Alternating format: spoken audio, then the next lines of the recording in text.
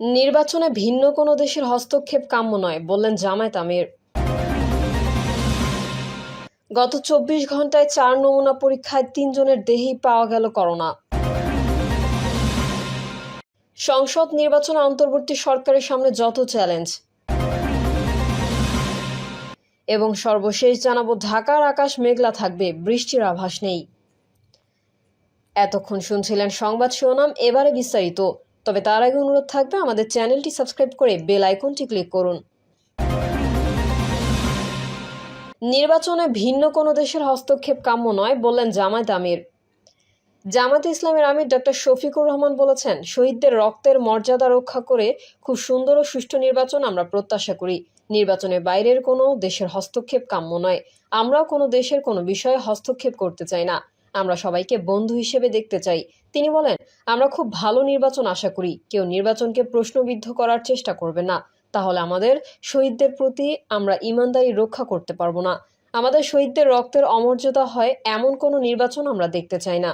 তিনি আরো বলেন, অতীতে যে যা করেছে তার কিছু পাওনা তারা পেয়েছে, আমরাও পাবো, বাকিটা আখিরাতেও পাবো। আমরা একটা প্রতিহিংসামুক্ত সমাজ দেখতে চাই। আমার বিরুদ্ধেও যুদ্ধাপরাধের মামলা দেওয়ার চেষ্টা করা হয়েছে, তখন আমার সেই বয়সও ছিল না। আমি সেই অর্থে কোনো সংগঠনের সঙ্গে মোটেও যুক্ত ছিলাম না। এখন যেহেতু আমি জামায়াত ইসলামীর আমির, তাই আমাকে যুদ্ধাপরাধী বানানোর চেষ্টা হয়েছে, কিন্তু আমার বিষয়ে কুলাউড়ার একটা মানুষও খারাপ কোনো কথা বলতে পারেনি। আমি এই ঋণ আজীবন শোধ করতে পারবো না। জামায়াতের আমির বলেন, আমার প্রতি একরকম আচরণই বলে দেয় রাষ্ট্রের নাগরিকদের সঙ্গে কি করা হয়েছে। আমরা এটার কোনো প্রতিশোধ নেব না। কে বা কারা করেছে আমরা সব জানি। প্রতিহিংসা আর প্রতিশোধ যদি আমরা নিতে থাকি, তাহলে এর শেষ হবে না। এই সমাজ অসুরের সমাজে পরিণত হবে। তিনি বলেন, দেশের মানব সম্পদ আর আল্লাহর দেওয়া সম্পদ যথেষ্ট বাংলাদেশকে বদলানোর জন্য। আমাদের কুশিক্ষার জায়গায় সুশিক্ষা ফিরিয়ে আনতে হবে।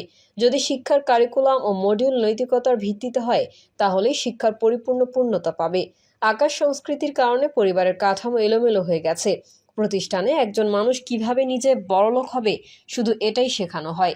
ভিক্ষুক থেকে শুরু করে সর্বোচ্চ ধনী ব্যক্তি পর্যন্ত সবাই ট্যাক্স দেয়। সেই ট্যাক্সের টাকায় কোনো না কোনোভাবে দেশের সব শিক্ষা প্রতিষ্ঠানে সরকার ব্যয় করেছে। জামায়াতে আমির আরও বলেন, আমরা যারা উচ্চশিক্ষায় পড়ালেখা করেছি, জাতির টাকা আমাদের পেটে ঢুকেছে, মগজে ঢুকেছে। সরকারি প্রতিষ্ঠানের প্রতিটি ইট বালি পাথরের সঙ্গে দেশের 18 কোটি মানুষ জড়িত। এই শিক্ষাটাই যদি মানুষকে দেওয়া হতো যে, তোমাদের বেড়ে ওঠার পেছনে সমস্ত মানুষের অবদান, তাদের দান অনুদানে তুমি আজ এই জায়গায় এসেছো। যত বড় মেধাবী, যত বড় শিক্ষিত, তত বেশি তারা জাতির কাছে দায়বদ্ধ। এটাই যদি তাদের মগজে প্রতিষ্ঠা করা যেত, তাহলে ঘুষ নেওয়ার সময় তাদের হাত থরথর করে কাঁপত। এই নৈতিক দায়বদ্ধতা যদি আমাদের শিক্ষা ব্যবস্থায় যুক্ত করতে পারি, তাহলে আমাদের শিক্ষিত সমাজ জাতির সম্পদে পরিণত হবে। গত ২৪ ঘন্টায় ৪ নমুনা পরীক্ষায় ৩ জনের দেহেই পাওয়া গেল করোনা। ফের করোনা আতঙ্ক দেশে এসেছে। প্রতিবেশী দেশ ভারতের বিভিন্ন স্থানে করোনা সংক্রমণ নতুন করে দেখা দিয়েছে। বাংলাদেশেও হঠাৎ করোনা বাড়তে শুরু করেছে। রোববার করোনা বিষয়ক নিয়মিত প্রতিবেদনে এই তথ্য জানায় স্বাস্থ্য অধিদপ্তর। এর আগে দীর্ঘদিন পর গত বৃহস্পতিবার দেশে নতুন করে করোনা একজন মারা যায়। স্বাস্থ্য অধিদপ্তরের বিজ্ঞপ্তিতে বলা হয়েছে, গত ২৪ ঘন্টায় ৪ জনের নমুনা পরীক্ষা করা হয়। এর মধ্যে ৩ জনের করোনা শনাক্ত হয়েছে, সবাই ঢাকার বাসিন্দা। এছাড়া করোনা শনাক্তের হার ৭৫%। এই নিয়ে এখন পর্যন্ত ১,৫৭,২২,২৩৭টি নমুনা পরীক্ষা করা হয়েছে। অন্যদিকে গত একদিনে করোনা থেকে সুস্থ হয়েছে ৬ জন। সব মিলিয়ে এখন পর্যন্ত ২০,১৯,৩৫৩ জন করোনা থেকে সুস্থ হয়েছে। এছাড়া প্রাণঘাতী ভাইরাসটি এখন পর্যন্ত দেশে ২৯,৫০০ জনের মৃত্যু হয়েছে। এদিকে রেলপথ মন্ত্রণালয়ের এক বিজ্ঞপ্তিতে জানানো হয়, সম্প্রতি করোনা সংক্রমণ হারের ঊর্ধ্বগতি বিবেচনা করে জনসমাগমপূর্ণ এলাকায় সবাইকে মাস্ক পরার জন্য অনুরোধ জানিয়েছে স্বাস্থ্য ও পরিবার কল্যাণ মন্ত্রণালয়। বিশেষত বয়স্ক ও অসুস্থ ব্যক্তিদের স্বাস্থ্য ও পরিবারের কল্যাণ মন্ত্রণালয়ের পক্ষ থেকে এই ধরনের স্থান এড়িয়ে চলার পরামর্শ দেওয়া হয়েছে। এর পরিপ্রেক্ষিতে ঈদ পরবর্তী ট্রেন যাত্রায় সব যাত্রীকে স্বাস্থ্যবিধি মেনে চলার জন্য এবং মাস্ক পরার জন্য রেলপথ মন্ত্রণালয়ের পক্ষ থেকে সবাইকে অনুরোধ জানানো হলো। উল্লেখ্য, ২০২০ সালের ৮ই মার্চ দেশে প্রথম ৩ জনের দেহে করোনা শনাক্ত হয়। এর 10 দিন পরেও এই বছরের 18 মার্চ দেশে এই ভাইরাসের আক্রমণ হয়ে প্রথম একজনের মৃত্যু হয়। 2021 সালের 5 ও 10 আগস্ট 2 দিন করোনায় সর্বাধিক 264 জন করে মারা যান। সংসদ নির্বাচন অন্তর্বর্তী সরকারের সামনে যত চ্যালেঞ্জ। বাংলাদেশে অন্তর্বর্তী সরকারের প্রধান উপদেষ্টা ডক্টর মোহাম্মদ ইউনূস আগামী বছর এপ্রিলের প্রথমার্ধে জাতীয় নির্বাচনের সময়সীমা ঘোষণার পর বিএনপি ও সমমনা দলগুলো তাতে হতাশা প্রকাশ করেছে। কিন্তু শেষ পর্যন্ত সবাই এই সময়সীমা মেনে নিল নির্বাচনটিকে অংশগ্রহণমূলক, অন্তর্ভুক্তিমূলক, উৎসবমুখর ও গ্রহণযোগ্য করার ক্ষেত্রে কী কী চ্যালেঞ্জ সরকারকে আগামী 10 মাসে মোকাবেলা করতে হবে সেই আলোচনা উঠেছে। বিশেষ করে রাজনৈতিক ঐকমত্য ছাড়াও এই অল্প সময়ের মধ্যে ভোটার তালিকা চূড়ান্তকরণ, নির্বাচনী এলাকার সীমানা নির্ধারণের মতো জটিল কাজ সহ নির্বাচনের জন্য গুরুত্বপূর্ণ কাজগুলো শেষ করার সক্ষমতা নির্বাচন কমিশনের আছে কিনা সেই প্রশ্নও আছে। প্রধান উপদেষ্টা জাতির উদ্দেশ্যে দেওয়া ভাষণে বলেছেন, ইতিহাসের সবচেয়ে অবাধ, সুষ্ঠু, প্রতিদ্বন্দ্বিতাপূর্ণ ও গ্রহণযোগ্য নির্বাচন আয়োজনের জন্য সব পক্ষের সঙ্গে আমরা আলোচনা করেছি। যদিও তার ঘোষিত নির্বাচনের সময়সীমাই বিতর্কের মুখে পড়েছে। অভিযোগ উঠেছে, এই সময় নির্ধারণের দেশের সংখ্যাগরিষ্ঠ রাজনৈতিক দলের মতামতকেই তিনি উপেক্ষা করেছেন। প্রধান উপদেষ্টার নেতৃত্বাধীন জাতীয় ঐকমত্য কমিশনের সহসভাপতি অধ্যাপক আলী রিয়াজ অবশ্য বলেছেন, রাজনৈতিক দলগুলোর সহযোগিতা অব্যাহত থাকলে আগামী মাসের মধ্যেই জুলাই সনদ সহ সংস্কার কর্মসূচিগুলো চূড়ান্ত করা সম্ভব হবে। ডক্টর ইউনূস তার ভাষণে বলেছিলেন, জুলাই সনদ অনুযায়ী আশুকরণীয় সংস্কার কাজগুলো বাস্তবায়নের পাশাপাশি বাকি অংশের বেশ কিছু কাজও তারা শুরু করে যেতে চান। যেসব চ্যালেঞ্জ সামনে আসবে, বিশ্লেষকরা বলছেন, কোন বিষয়গুলোতে সংস্কার হবে সেই বিষয়ে সব দলকে এক করা, আন্দোলনের সময় হওয়া হত্যাকাণ্ডের বিচারকে গ্রহণযোগ্য করার পাশাপাশি পক্ষপাতহীন নির্বাচনের পরিবেশ ও একটি লেভেল প্লেইং ফিল্ড সরকার যে তৈরি করতে পারবে, এই আস্থা তৈরি করাই এখন সরকারের জন্য বড় চ্যালেঞ্জ হয়ে দাঁড়াবে।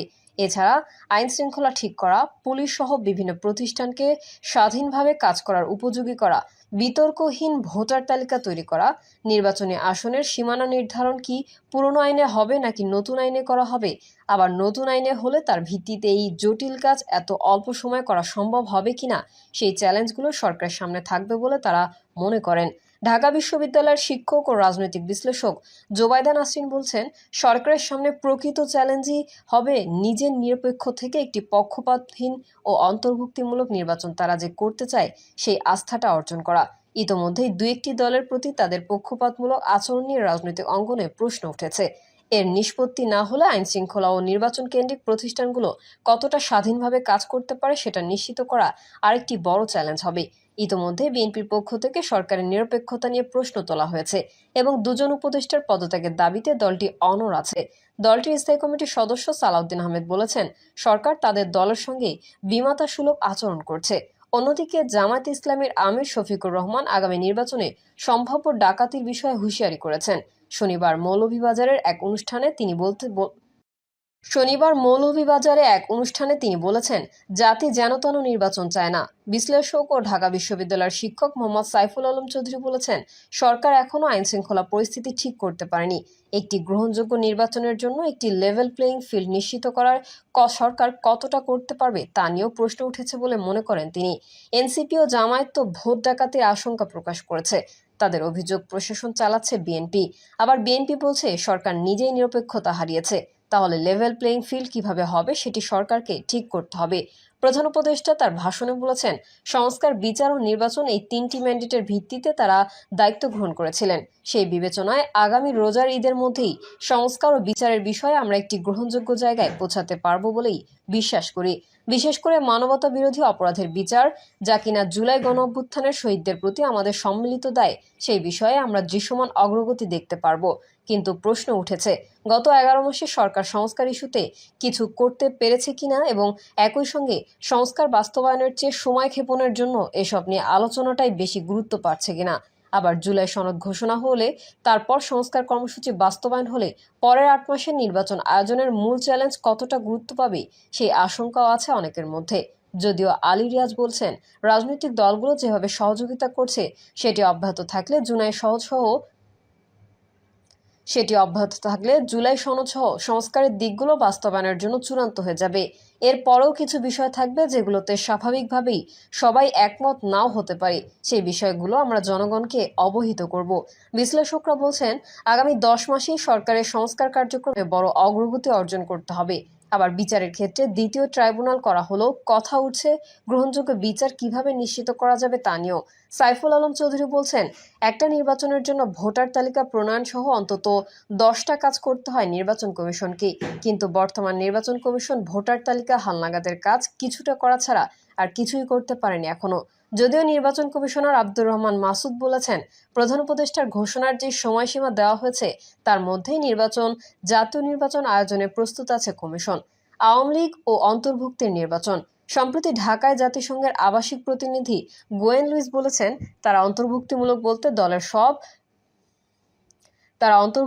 বলতে দলের নয়, সব ভোটার অংশগ্রহণের কথা বুঝিয়ে থাকেন। অর্থাৎ সব পর্যায়ের ভোটাররা যেন নির্বিঘ্নে তাদের ভোটাধিকার প্রদানের সুযোগ পান। যদিও বাংলাদেশের গ্রহণযোগ্য নির্বাচনগুলোতে আওয়ামী লীগের ভোটের হার 30 থেকে 40%।